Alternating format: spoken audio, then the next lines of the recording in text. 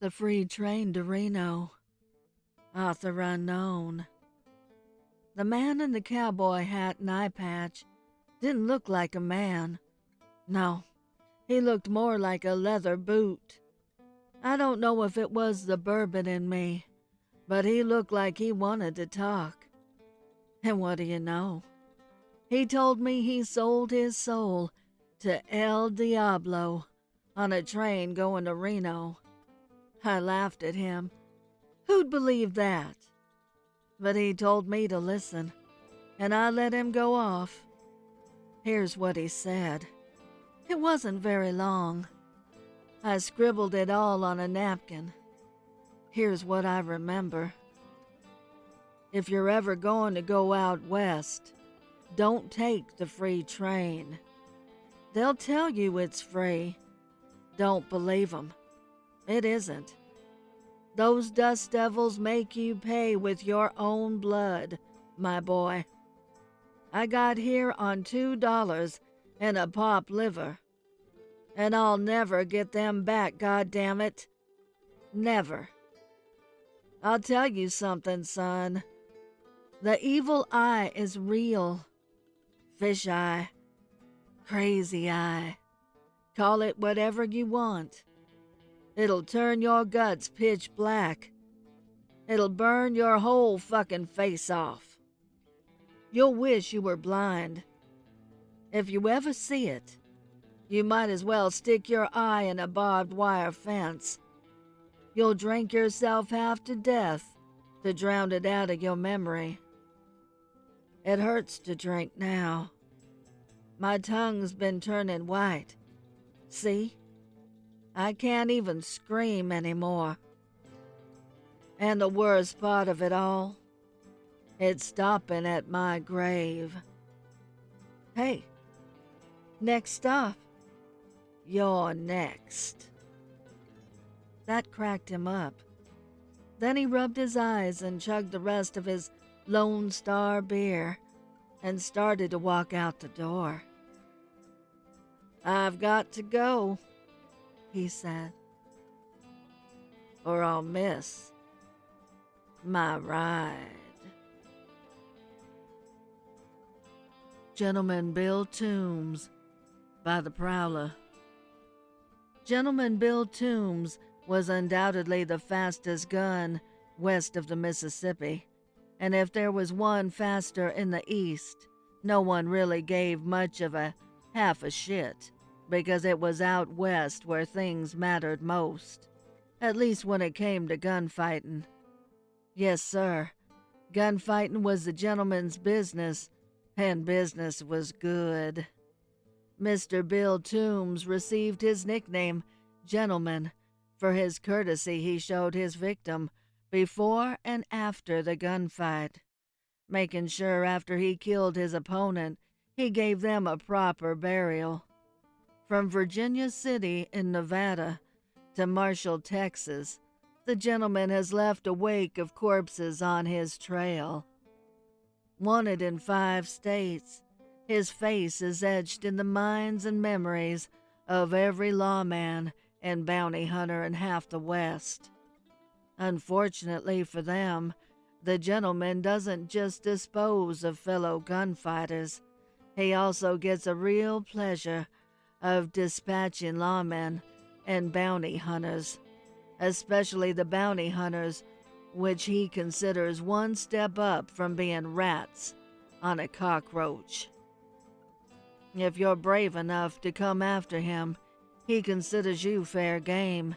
Shiny star or not, it doesn't matter to him what you're wearing or who you are, because at the end of the affair, you'll be resting 6 feet under after you meet with the gentleman. Not much is known about him besides fighting for the North in the war between the states, where he was injured, taking a musket ball in the leg, partially fracturing his femur. It left him with a slight limp when he walks, but nothing outright noticeable, and definitely not a hindrance to his gunfighting skills. There are claims that he hails from the east, either Boston or somewhere in Pennsylvania, supposedly coming from a wealthy family, expected to go to medical school. Whatever the reason, those plans changed, and he found himself in the West, with a penchant for gambling and women, two things that could get you quickly killed in the West. So he latched on to an old gunfighter who went by the name of Samuel Sawed-Off Johnson, a reputable gunsman who taught the young gentleman everything he knew about killing a man. Now, with the knowledge of defending himself and handling a piece of iron, he set out blazing his trail of self-debauchery across the deserts of the West. He didn't take long before he found himself in his first bit of trouble. It happened gambling at the poker table. He was accused of cheating, which he denied, but was definitely doing, by a man named Prickly Pants Sam Waterston. Old Prickly Pants jumped up from the table and started for his gun, but the gentleman Bill Toombs remained seated and quickly pulled out his silver-plated revolver and sent 2 rounds into Prickly Pants' groin. He was the first to find out there's no one faster than the gentleman. Little did Bill know, however, that Prickly Pants Waterston was the leader of the Waterston Gang, the deadliest gang in El Paso. So for the next few weeks, the gentleman had to dispose of each Waterston brother that came along. One by one they fell, but Bill Toombs was gentlemanly to each and every Waterston victim.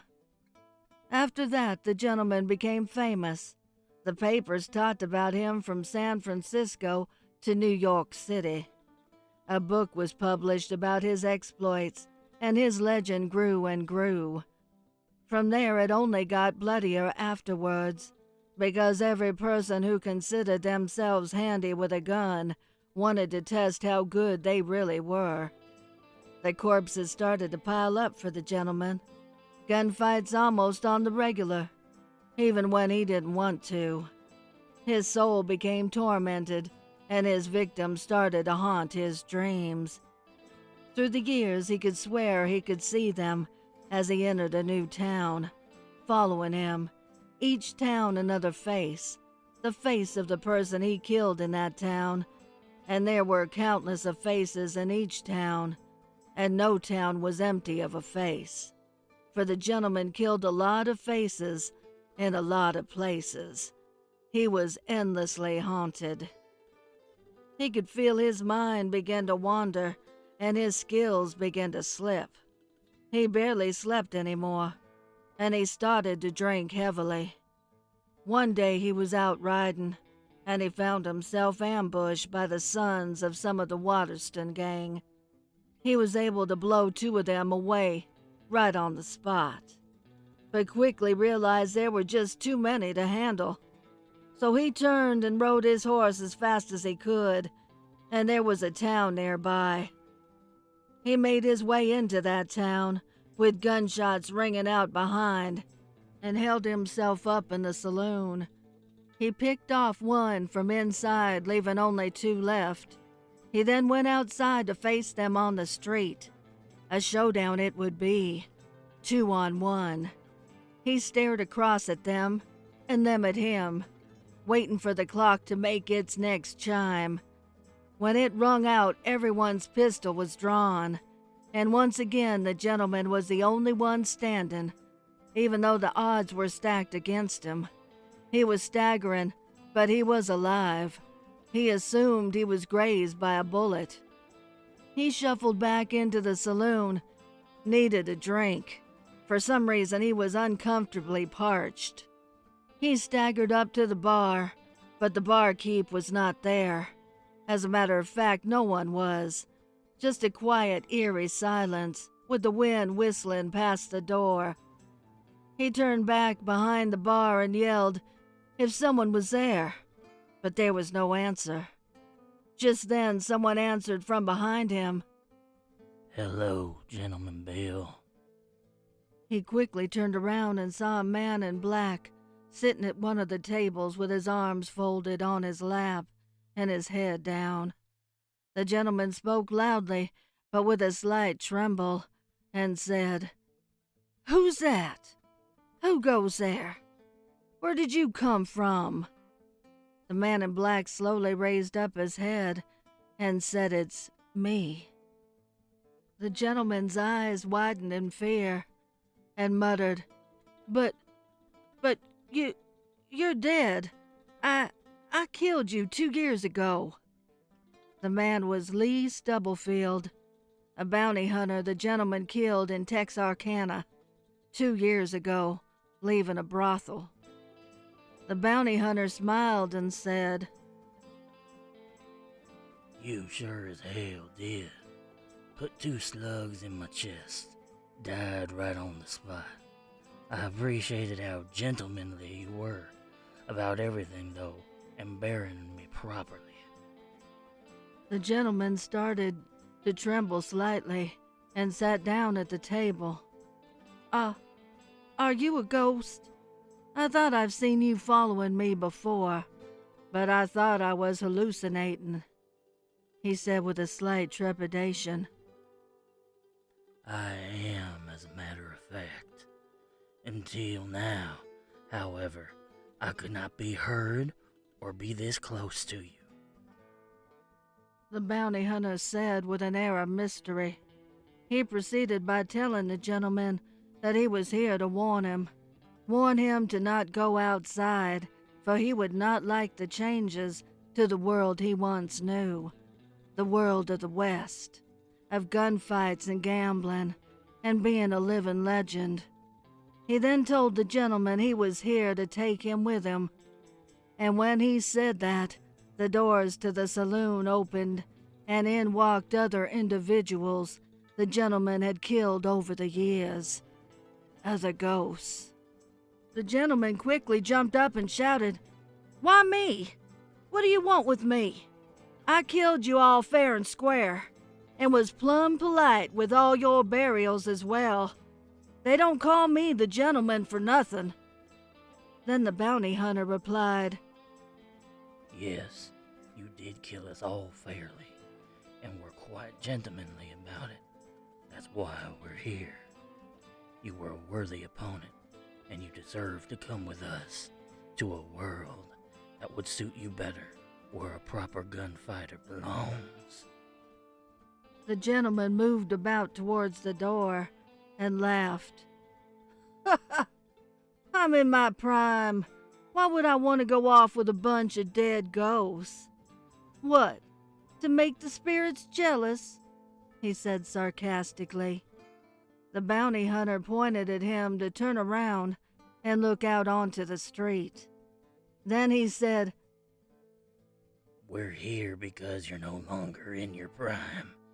You're dead. The gentleman slowly turned around and looked out onto the street as the bounty hunter was saying this, and saw his lifeless body sprawled out in the middle of the street.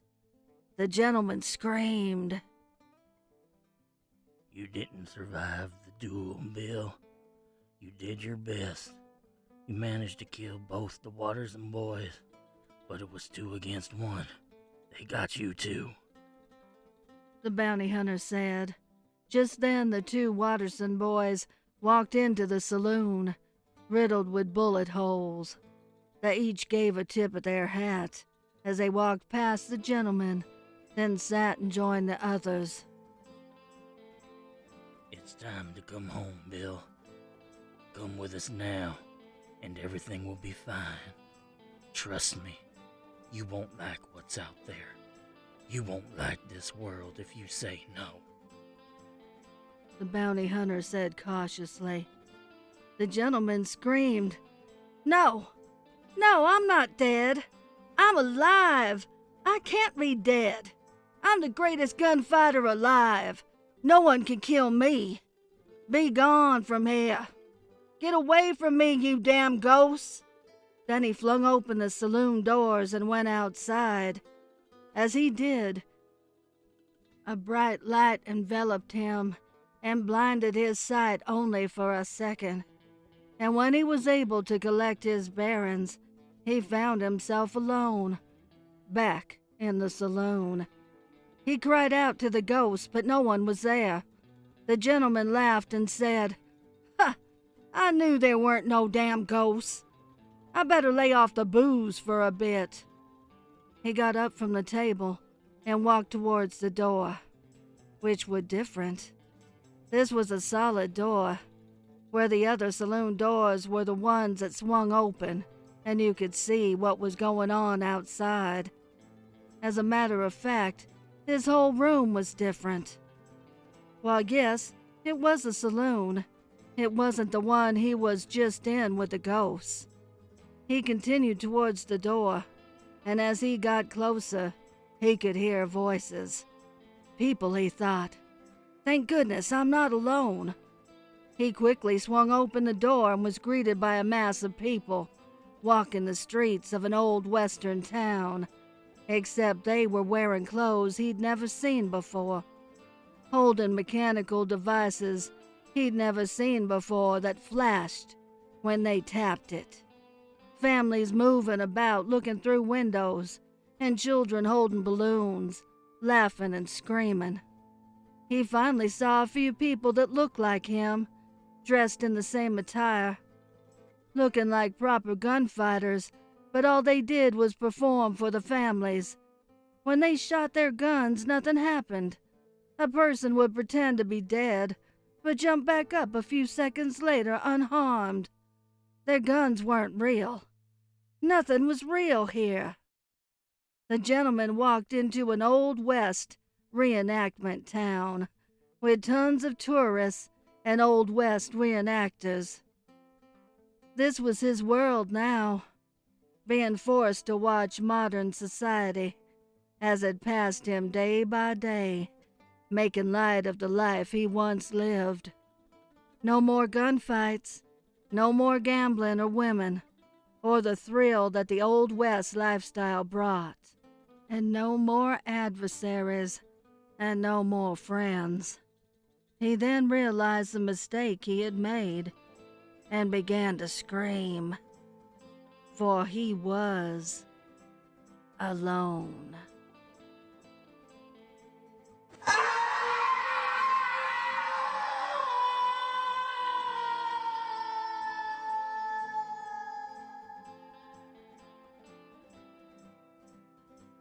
Spurs by Bobby Dangerously. Phew, that sun is hot. The Arizona desert is unbearable this time of year. The desert is very dry and unforgiving. It's becoming unnoticeable now as I start to die. I lost all feeling. See, I was just hung up by a noose a minute ago, here on this lonely tree, in the middle of the desert, on the outskirts of Dusty City. I'm slowly slipping into unconsciousness now. I can no longer move. I just swing a little now. But I peek one more time at the four standing there below me. Three are just looking up at me, and one doesn't seem to be able to handle it. So he's looking away. As I die now, my spirit leaves my body. I notice that I don't go anywhere. It seems I'm stuck here. How great. The four leave and head back to town, I reckon. They left on horseback, and they take my horse as well. I vow revenge on my executioners. They have no idea what will hit them. The moon is high tonight, a full moon. What a sight to see. The small town of Dusty City in the moonlight. Something myself and my girl always enjoyed. I'm really going to miss her. I can move swiftly with ease. I head to town. I float through the main street unnoticed. I get to my destination.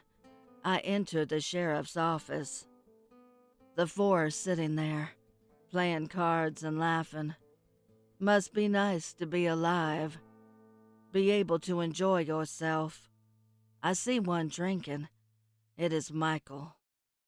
I start to make myself noticeable to them for a few minutes, allowing them to hear my spurs. Jack asked the others if they heard that. Richard said yes. He said it sounded like spurs. He looked around and asked if someone was here. Of course, I didn't reply. I clanged my spurs again, walking across the floor. I see Jack again. He's looking very scared now. Michael got up from the table and walked over to the jail cell. He asked the occupant if he was making the noise. The occupant said no. I clanged my spurs again and again. Jack and Richard started to get more frustrated, and Michael got a little angry. Michael yelled, "Who's there?" Of course, I don't make a sound. Jonathan, the fourth man, got up and looks to be shaken. Of course he is. That one couldn't even look at me while I was hanging. I clanged my spurs again. This time I start to walk closer to them. Jack got a little courage and drew out his gun. He said to come out, so he can see whoever is making that noise. He said he will deal with them personally. I swoop in and take over his body. I control his arm and I swiftly turn and point the gun at Michael and shoot him right between the eyes. Michael falls dead to the floor, flat on his back. Richard screams out in horror, as he couldn't believe that Jack would do that. Jonathan ran to the far desk and hid under it. I turned my attention to Richard. I screamed using Jack's voice and said, "Revenge!" Richard looked puzzled and horrified. I shot him right between the eyes. He fell against the wall and slid down to the floor, sitting upright against the wall, his face all covered now in blood. I then called out for Jonathan to come here, using Jack's voice. He crept out of the desk with his hands up.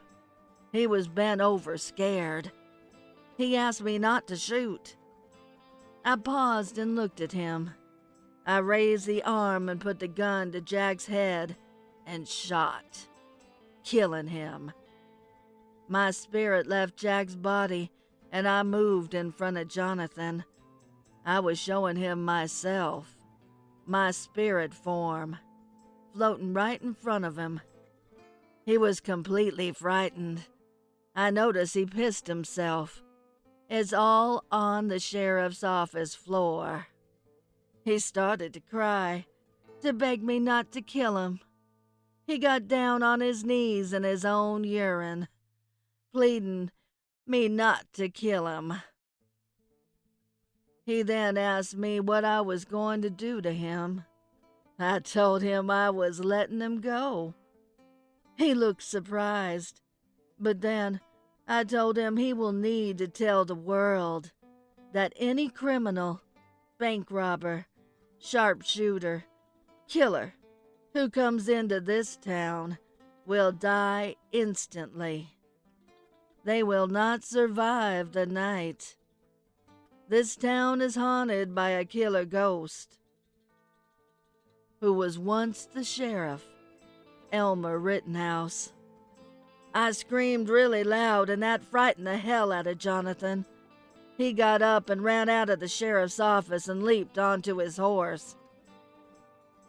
Jonathan, riding off on his horse, left screaming what I just told him. The world will know that the sheriff is back in Dusty City. The Tunnels of the Wild West, author unknown. I live in a small town in Montana. Back in the giddy-up days, it was full of saloons, cowboys, farmers, and the like. My town was a prosperous logging town, but they found they needed more men to haul the lumber. Japanese immigrants became the ideal worker for these jobs. They were eager to be in Montana and got along well with the locals. Even still, they were forced to live separately from the others. To keep them close to logging sites, the town developed a complex map of tunnels underground. These tunnels could be accessed in a few buildings and then spread out below the tumbleweeds and moonshine. When the trees were sparse, the town became a ghost town. A few decades later, a wealthy man named James Norad decided to revive the slowpoke ghost town in Montana. The tunnels were forgotten about. The JN building, which houses many profitable businesses, also holds the door to the old tunnels of the Wild West. Once they were stumbled upon during a renovation, they were opened privately and would not welcome the public. The tunnels became nothing but a fleeting rumor, one believed to not exist. I was 4 years old when my father decided to buy the JN building. He told me about the tunnels and encouraged me to explore the old building. Safely, darling. Don't go poking your nose in anyone's business, alive or dead. During the hot summers, I found serenity in the cool basement. There were large steel bars in front of the entrance to the tunnels. I used to like to pretend I was a ringmaster, and in that cage was my fierce lion. One day, when my own imagination failed to occupy me, I decided to venture into the tunnels. I easily slipped between the metal bars and opened the small wooden door.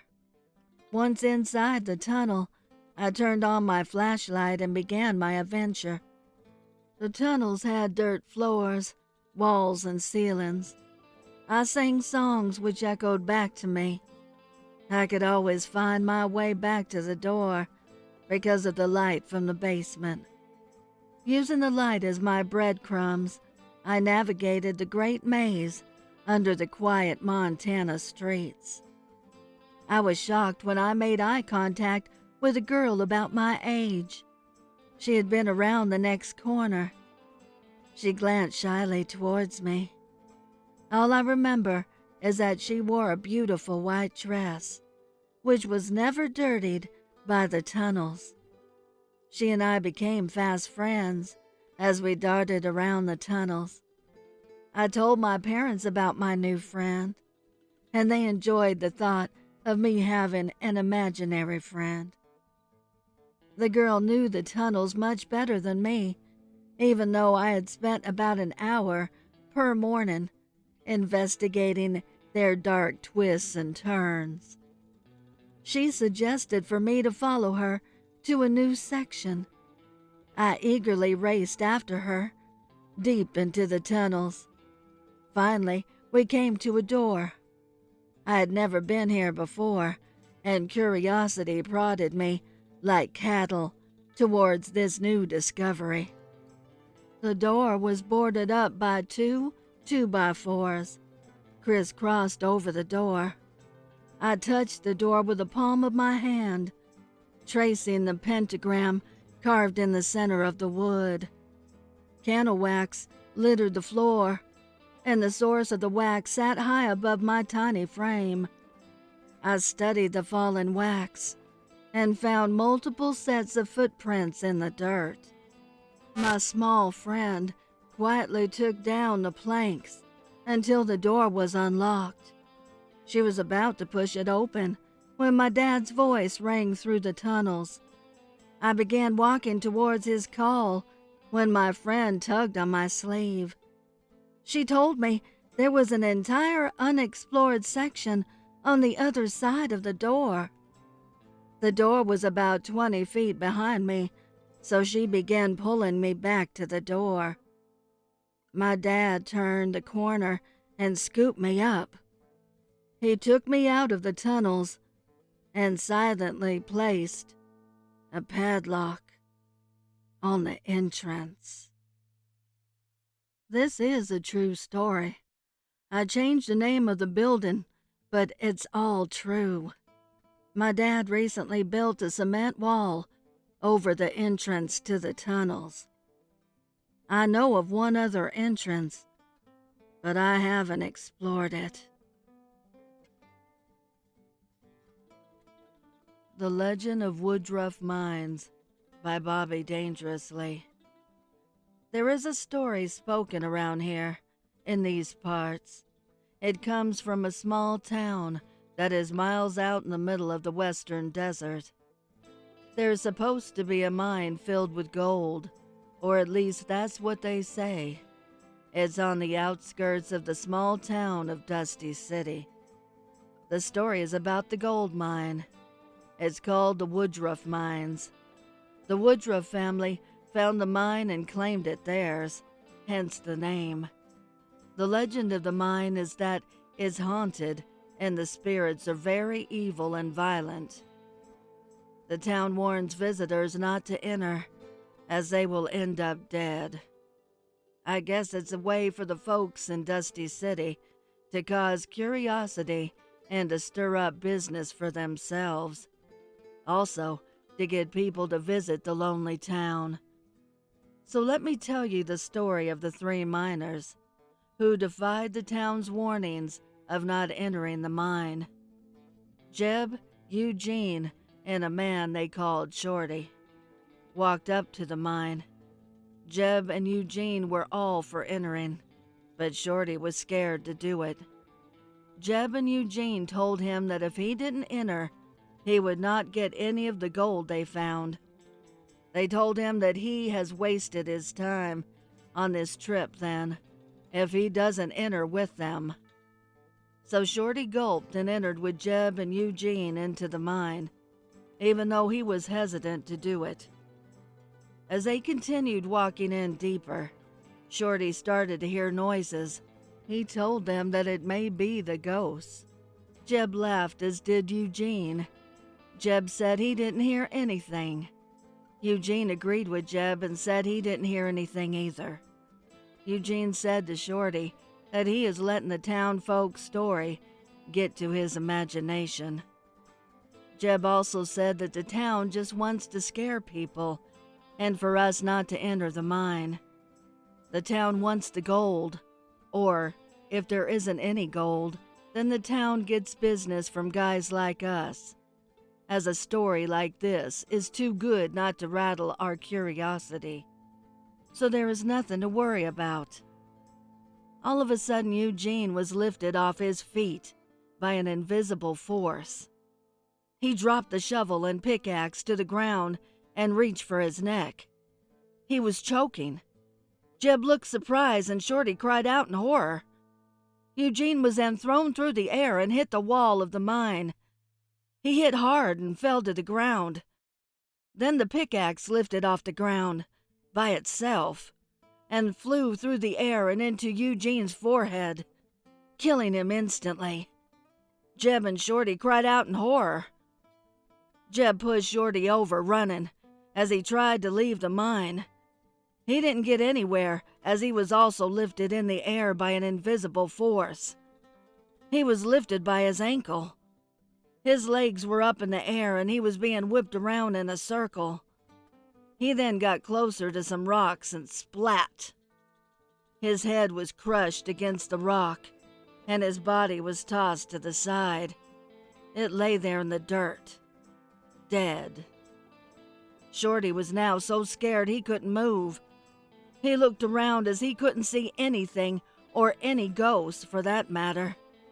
He begged the ghost not to kill him, as he apologized for entering the mine. He said he just wants to go home. At that moment, a ghostly scream came from everywhere.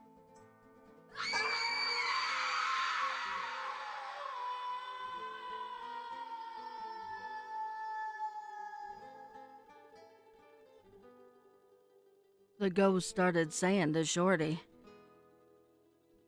No one enters the mine and takes the gold. There is no escape for trespassers. Shorty was then lifted straight up and thrown violently down to the gravelly ground. He lost his breath. He couldn't breathe, as his ribs were broken. He was forced to stand up by the invisible force, and he saw with his frightened eyes his own shovel flying through the air at him. With a quick second, the shovel struck his throat and severed his head. His body fell to the ground, and his head rolled across the floor. The remains of all three were then thrown out of the mine, and they lay there in front of it for all to see. You see, that's what happens when you don't listen to the warnings people put out there.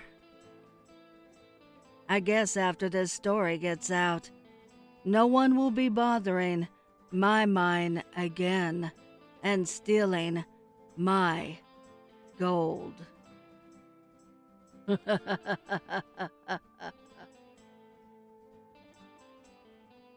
Virginia City, Nevada Boneyard, circa 1979, by OK Calligrapher, 9854. In the spirit of the season, here is one of my real-life ghost stories. I used to believe in ghosts when I was a kid. Aside from Star Wars, my expertise was ghosts, Nessie, Bigfoot, UFOs, and spontaneous human combustion. This was after I lost interest in Legos and drawing dinosaurs. As a kid, I had many paranormal encounters, UFO sightings, and even did my own search for Bigfoot during every hike in the woods for scouts. Once I entered high school, I turned more to science and girls. All of those many paranormal encounters when I was little, I've since debunked. That ghost I saw running toward me in the fruit orchard behind our house turned out to be a white shirt hanging from a branch. It was left behind by a migrant worker during a harvest. Those Ouija board scares at my best friend's house, his dad admitted to moving the thing around just to watch us boys lose our shit. His mother still maintains her house is indeed haunted, however. The ghostly shadow I saw walking in my best friend's house after one of those worst Ouija board scares turned out to be from a damaged lampshade that was spinning slowly. I've debunked every sighting, event, and encounter except for one. I'm over 50 years old now, and I still can't explain how this happened. Paranormal event, Virginia City, Nevada Boneyard, circa 1979. We enjoyed a family road vacation almost every year when I was a kid. For example, we drove from California to New York State when I was 2, so I could meet my East Coast grandparents. During the summer of 78 or 79, I was about 10. My mom and dad drove us kids from California to Yellowstone, then up to Mount Rushmore, down to Mesa Verde. And our dad never stopped moving. 5 minutes to get out of the car, look at the Grand Canyon, then it was back on the road to reach the next postcard destination. This was his idea of a great time. On the way back home from Mesa Verde, we stopped in Virginia City, Nevada. That's where I once believed I experienced a paranormal encounter. We had a great time touring the town and shops of Virginia City. It was just like an old West town I'd seen in all of my favorite cowboy movies. I was thrilled when a Western-style shootout happened on Main Street. The loser had squibs in his torso that exploded fake blood and he fell near my feet. I was surprised and proud to have a drop of fake blood on my shirt. I wouldn't let my mom wash that shirt for ages. It was a 10-year-old boy's idea of the most awesome day ever. At one point, my dad took me and my younger sister to the cemetery. I think we were killing time, while my mom took my younger brother to the restroom. We stayed very close to my dad. My sister held his hand. I was trying to be brave, so I didn't. Cemeteries were spooky to us kids then. Anyway, I was obsessed with the birth years and death years, and fairly good at doing basic math in my head. So I was very focused at each plot, crunching the numbers on every date listed to determine age of death, proudly calling out my answers. Our very road-weary dad would grunt his approval in response and walk to the next plot. My enthusiasm dimmed when I realized just how many women died in childbirth. Their babies had the same death dates as their mothers. Soon, I was silenced by the overwhelming population of kids and babies in the place. The event I will never forget happened at one large family plot. I was looking at the headstones of the kids when I suddenly fell forward onto the grave without warning or intent. My dad yelled at me to stay off the graves. He'd already warned us it was taboo. I still can't explain how or why I fell. My sister, who was 7 or 8, still remembers because it scared her. She said I simply fell forward as if I fell asleep, except she could see I was still awake. I don't recall tripping, losing balance, locking knees, fainting, feeling a force or a push or pull. I didn't lose time. I simply fell, completely conscious, onto the grave of the dead kids. I caught my fall with both hands and was frozen in fear for a moment, staring at the ground and bottom of the headstone. Picture me mid-push-up, with my knees on the ground, frozen, shaking, scared to look up at the headstone. I don't remember standing up. It really scared the hell out of me. And that's it. I still don't know what happened. I haven't debunked my sister's belief that it was indeed something paranormal. She fully believes in ghosts and thinks I was pulled towards the grave.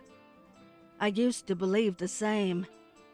While I no longer believe in the paranormal, I don't have an explanation for what happened to me in the Virginia City boneyard back in 1979.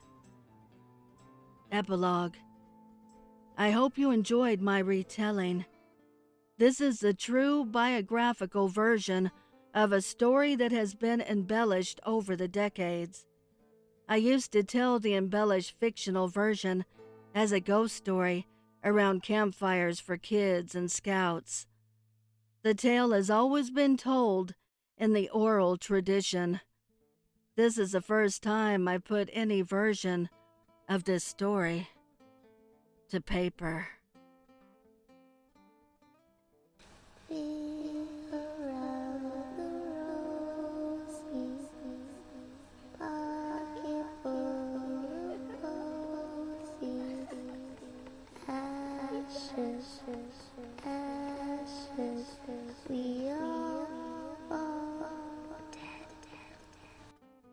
I would like to give a heartfelt thank you to the special friends of the channel for your overwhelming generosity.